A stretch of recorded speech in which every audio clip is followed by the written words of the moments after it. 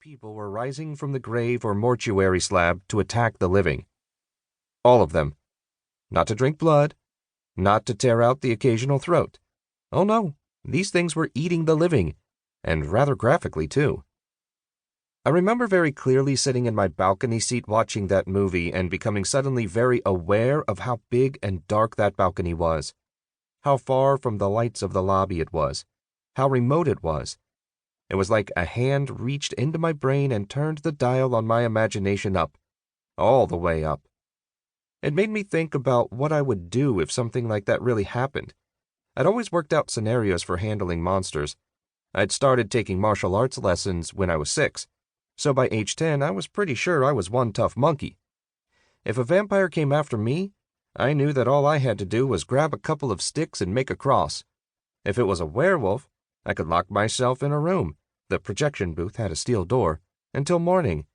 I knew for sure I could outrun the mummy, and all I had to do to scare off the tingler was to scream. I was 10, my voice hadn't broken yet, and I could scream high enough to crack a wine glass. But if all the dead rose, then what could I do? What could anyone do? How do you outrun hundreds of thousands of walking corpses? Where can you flee where death has never been? How can you outlast something that doesn't need to go back to its grave at sunrise or won't change back into a normal guy at dawn?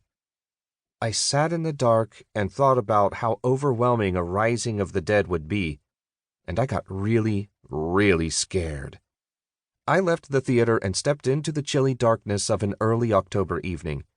I was only 10 years old, and my older sisters were supposed to be minding me, but they hated horror flicks and always just dumped me at the box office, knowing that I could walk the 4 blocks home on my own. Until now, this had been a perfect arrangement. I never wanted my sisters around when I had some monster movie watching to do. On that October evening, however, I would have welcomed all 4 of my sisters and would probably have wanted to hold their hands. I was that scared. As I raced home, trying to beat full darkness, watching every shadow, I tried to work out how I would survive an attack of the living dead.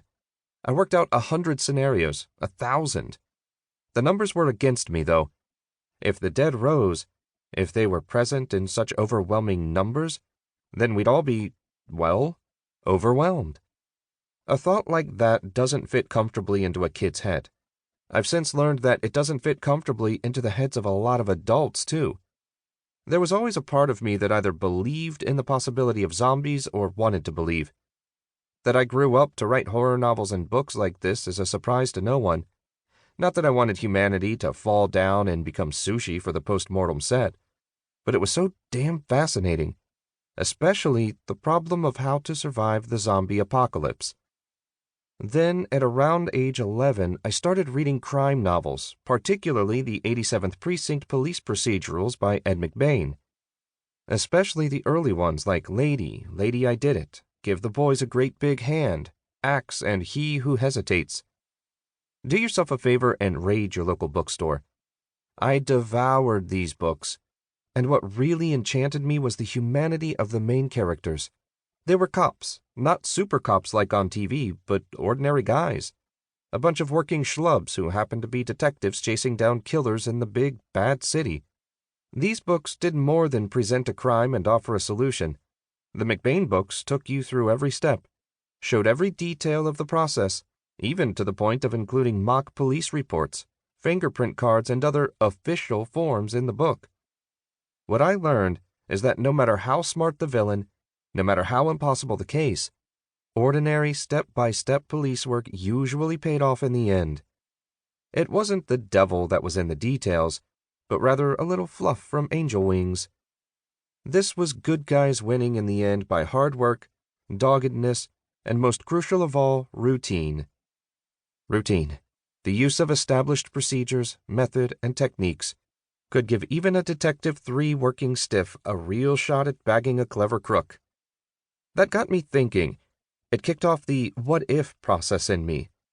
What if the zombie uprising had started in the fictional city of Ed McBain's 87th Precinct? Would Steve Carella and Meyer become zombie lunch meat? Or would they investigate the first zombie killings and work the clues and process the evidence to take them to the source? If they